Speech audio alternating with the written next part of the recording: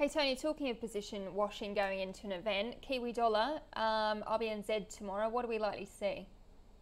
The Kiwi is an absolute classic for a position wash before an RBNZ meeting. And this time, before the August meeting, we had that one case of COVID come out in Auckland. And as it's turned out, we've now had about 1,300 cases.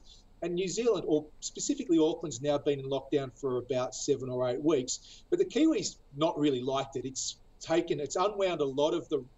At one point of time, this time last month, we were looking at around 30% chance of a 50 basis point hike by the RBNZ. This time around, we're about 80% priced for a hike tomorrow of 25 basis points.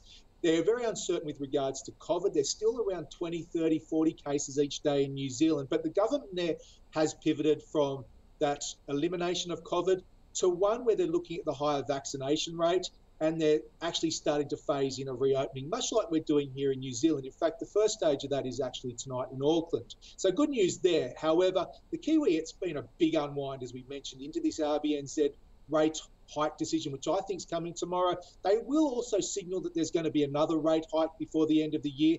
There is 50 basis points priced into the interest rate market there in New Zealand. So, but look, the unwind there you can see last week, it's been very, it's been sudden, it's been vicious.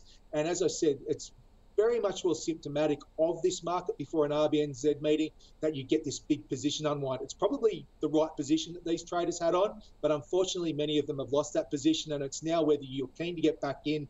I think the Kiwi can get back up towards where that 200-day moving average is coming in.